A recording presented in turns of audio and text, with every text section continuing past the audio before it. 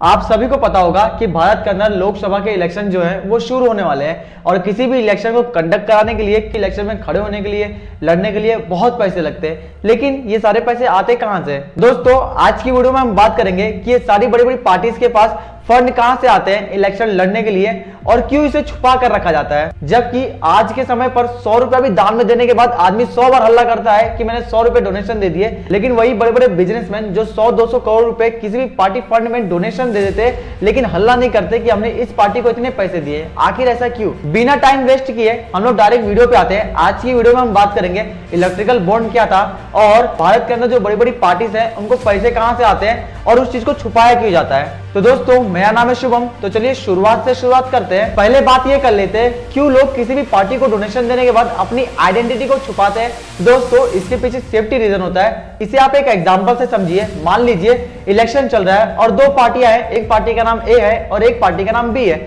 और मैं एक बड़ा बिजनेसमैन या तो मेरी एक कंपनी है और मुझे डोनेशन देना है। मान लो मैंने ए कंपनी को पैसे दिए, इलेक्शन में लड़ने के लिए डोनेशन दिया, लेकिन मान लीजिए गलती से ए पार्टी के जीतने की बजाय पार्टी बी जीत जाती है, जिससे क्या होगा, बी पार्टी तो अब सत्ता में आ जाएगी और क्या हो सकता है कि बी पार्टी अपने पावर्स का यूज करके पता लगाने लगे कि ए पार्टी को किस किस कंपनी ने किसने कितने फंड किया था, जिससे फ्यूचर में वो आपसे बदला ले सकते हैं। आपके पीछे सरकारी एजेंसीज को लगा दिया जाए, जैसे कि ईडी को लगा दिया जाए, आपको बड़े बड़े टेंडर्स ना मिले, आपके प्रोजेक्ट को रोक दिया जाए। ऐसे ऐसे काम रूलिंग पार्टी कर सकती थी। बस इसी सेफ्टी रीजन की वजह से कोई भी नहीं चाहता कि उसका नाम बाहर आए कि उसने किस पार्टी की मदद की है। इसीलिए भारत सरकार ने 1951 में कुछ ऐसे कानून बनाए थे जिससे जो डोनर है उसकी आइडेंटिटी कभी रिवील ना हो सके। लेकिन मैं आपको बता दूं, आज के टाइम पे कुछ ऐसी पार्टीज हैं जो पावर में है और अपनी पावर्स में होने का वो फायदा भी उठाती हैं, जैसे बड़े बड़े बिजनेसमैन के पीछे, बड़े बड़े इंडस्ट्रियल्स के पीछे ईडीज को लगा देती है। जबरदस्ती ब्लैकमेल किया जाता है बड़े बड़े बिजनेसमैन को कि वो रूलिंग पार्टी के पार्टी फंड के अंदर डोनेशन दे। ये मैं क्यों बोल रहा हूँ आपको इस वीडियो में आगे जरूर मालूम पड़ जाएगा। इससे पहले मैं आपको इलेक्टोरल बॉन्ड समझाऊं, हमें पहले इतिहास को जानना पड़ेगा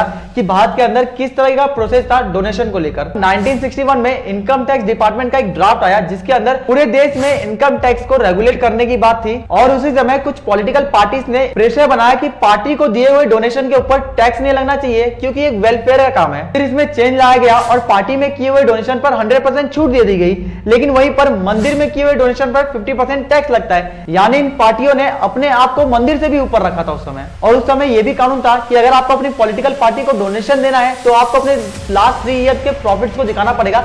अगर प्रॉफिट आपका 7.5% से ज्यादा होगा तो ही आप अपनी पार्टीज को डोनेशन दे सकते हो और उन कंपनी को अपने एनुअल फाइनेंस रिपोर्ट के अंदर उस चीज को मेंशन करना होगा कि आपने कितने पैसे किसको दिए होंगे। लेकिन यहाँ पे एक प्रॉब्लम थी, अगर अपने एनुअल रिपोर्ट में और वो चीज को मेंशन करते कि हमने इस पार्टी को इतने पैसे दिए हैं, तो यहाँ पर डोनर की जो आइडेंटिटी थी वो रिवील होने के चांसेस थे और उसकी जान को भी खतरा था। क्योंकि दोस्तों, मैंने आपको स्टार्टिंग में बताया था कि अगर मान लो ए पार्टी को पैसा दे रहे हो और पार्टी बी जीत जाती है तो पार्टी बी आपसे रिवेंज भी ले सकती है। इसी चीज से बचने के लिए कि हमारी आइडेंटिटी किसी को मालूम न पड़ जाए, टाटा ग्रुप ने इलेक्टोरल ट्रस्ट नाम का एक सिस्टम बनाया था जिससे सारी कंपनियां डायरेक्ट किसी पार्टी को पैसा ना देकर इस ट्रस्ट के अंदर अपने पैसे डालती थी और फिर इस ट्रस्ट से उन पार्टीज को पैसा जाता था, जिससे कभी किसी को पता नहीं चलता था कि किस पार्टी ने किसको डोनेशन दिया है, बस उस पार्टी को और ट्रस्ट को पता होता था। लेकिन वही इलेक्शन के समय पे जो सबसे बड़ा रोल प्ले करता है वो होता है ब्लैक मनी, यानी जो कैश में पैसा होता है। और किसी भी पॉलिटिकल पार्टी को आप कैश में भी डोनेशन दे सकते हो। इसके लिए कानून था कि अगर मान लो आप 20,000 से ज्यादा पैसे दे रहे हो तो आपको अपनी आइडेंटिटी वहां पे बतानी पड़ेगी कि मेरा पैन कार्ड, आधार कार्ड वहां पे जमा करना पड़ेगा। लेकिन वहीं पे अगर आप 20,000 से कम के पैसे देते हो तो आपको अपने कोई भी डॉक्यूमेंट वहां पे दिखाने नहीं पड़ेंगे। लेकिन हमारे पॉलिटिशियन इतने समझदार थे, उन्हें पता था कि 20,000 के ऊपर के अमाउंट का आपको डॉक्यूमेंट रखना है, लेकिन 20,000 से कम है तो डॉक्यूमेंट नहीं लगेंगे ना, तो अपने मन से आप कितनी भी रिसीप्ट फाड़ दो वहां पर, जिससे क्या हुआ कि ब्लैक मनी को मार्केट करना तेजी से सफेद करने लगे इलेक्शन के टाइम पर। इसका मैं आपको एक एग्जांपल देता हूं। एक बार मायावती के ऊपर ईडी ने रेड डाली थी और पूछी थी आपके पार्टी फंड में जो 400 करोड़ रुपए कैश में पड़े हैं वो आखिर आए कहां से। तब मायावती ने कहा था कि वो पब्लिक डोनेशन है। उनका कहना था कि उन्हें पब्लिक ने 18,000 से लेकर 15,000 की पावतीज के अंदर ये पैसे डोनेट किए हैं, जिसकी वजह से उनके पास इसका रिकॉर्ड नहीं है। और इसीलिए 2017 में अरुण जेटली जी ने इलेक्ट्रिकल बॉन्ड सिस्टम लाया था, लेकिन ये भी उतना अच्छा नहीं था। इसके अंदर भी बहुत सारे प्रॉब्लम्स थे और कुछ इलेक्ट्रिकल बॉन्ड सिस्टम के अंदर कुछ अपडेट थे, जैसे कि जो पहले का नियम था कि आप 20,000 तक कैश दे सकते हो, उसे कम करके 2,000 कर दिया गया था। और दूसरी चीज जो की गई, इलेक्ट्रोल बॉन्ड बनवाया गया जिसके अंदर 1,000, 10,000, 1 1 लाख 1 करोड़ तक के प्राइस को आप किसी भी पार्टी को दे सकते हो। यहाँ पर लेकिन एक बात ध्यान देने की थी कि आप किसी भी पार्टी को डायरेक्ट चेक नहीं दे सकते, आपको पहले बॉन्ड बनवाने पड़ेंगे, जिसके लिए आपको एसबीआई के कुछ चुनिंदा ब्रांचेस पे जाना पड़ेगा और वहां पे फिक्स डेट होगी कि जिस डेट पे वहां पे बॉन्ड्स बनेंगे। और बॉन्ड्स भी बनने के लिए आपको अपनी डिटेल देनी पड़ेगी एसबीआई को, फिर एसबीआई केवाईसी करके आपका बॉन्ड बनाएगी।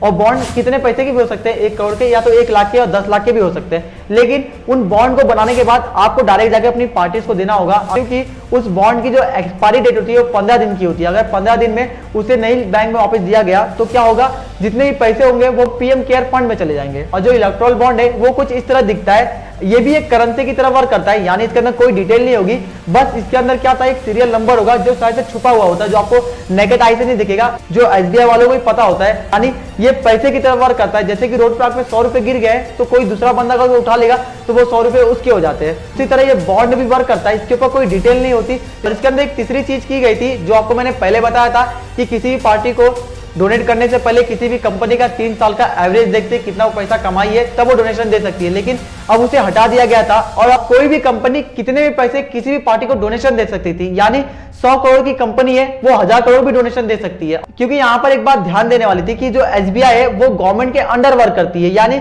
कोई पार्टी अगर जीत के आती है, अगर वो चाहे तो डिटेल निकलवा सकती है कि किस पार्टी को कितने पैसे गए थे एसबीआई पे प्रेशर डाल के। और यहाँ पर इलेक्शन कमीशन ने भी लेटर लिखा था कि जो आप कर रहे हो ये बिल्कुल गलत है, क्योंकि जो आपने लिमिट को हटा दिया है कि कोई भी पार्टी कितने पैसे दे सकती है, तो यहाँ पर डमी कंपनीज को खोलकर कोई कितने भी पैसे देगा और किसी को पता नहीं चलेगा। जिस ट्रांसपेरेंसी को आप बेस बना के सारे काम कर रहे हो वो ट्रांसपेरेंसी तो बचेगी ही नहीं जब एसबीआई के अंडर में सारी चीजें आ जाएंगी तो। क्योंकि दोस्तों इलेक्ट्रल बॉन्ड के अंदर एक सीरियल नंबर होता है जिसकी वजह से आइडेंटिटी छुपने का तो सवाल ही नहीं उठता, क्योंकि नंबर से आप ट्रेस कर सकते हो किसने ये बॉन्ड बनवाया था और किस पार्टी के पास ये बॉन्ड है, जिससे एसबीआई और रूलिंग गवर्नमेंट को छोड़कर किसी को पता नहीं होगा, ना ईडी को पता होगा, ना पब्लिक को पता होगा, ना अपोजिट पार्टी को पता होगा।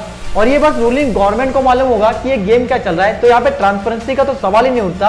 आपने एक तरीके से जो चीजें पहले ठीक थी उसे और बदतर कर दिया इलेक्ट्रल बॉन्ड सिस्टम को लाकर। और इसी के लिए जब से इलेक्ट्रल बॉन्ड आया था तब से इसके ऊपर केस चल रहा था और 15 फरवरी 2024 को इसे अनकॉन्स्टिट्यूशनल बोलकर इसे रद्द कर दिया गया और जितनी भी चीजें चेंज की गई थी उसे वापस सीधे कर दी गई। तो कोर्ट ने एसबीआई को ऑर्डर दिया कि जितने भी इलेक्ट्रिकल बॉन्ड बने हैं उन सब डिटेल को पब्लिक कर दिया गया, किस पार्टी को कितने पैसे मिले, इस सारी चीजों को पब्लिक कर दिया जाए। तब जाके मालूम पड़ा कि इसमें पूरा फायदा रूलिंग गवर्नमेंट को ही हुआ। आपके सामने मैं ये चार्ट लगा दूंगा, आप चाहे तो पॉज करके देख लेना कि कौन सी पार्टी को कितने पैसे मिले हैं, और मैं ये भी लगा दूंगा कि कौन से टाइम पे कौन सी कंपनी ने पैसे दिए ईडी की रेड पड़ने के बाद। भारत के अंदर फेयर इलेक्शन कराना नामुमकिन सा लगता है, क्योंकि जो रूलिंग गवर्नमेंट है वो ज्यादा पैसे लेके उतरेगी और जो पार्टी ज्यादा पैसे लेके उतरती है उसके जीतने के चांसेस भी ज्यादा ही होते हैं। तो थैंक यू दोस्तों वीडियो को पूरा देखने के लिए। अगर आपको वीडियो से वैल्यू मिलती है तो वीडियो को लाइक करके चैनल को सब्सक्राइब जरूर कर दीजिए।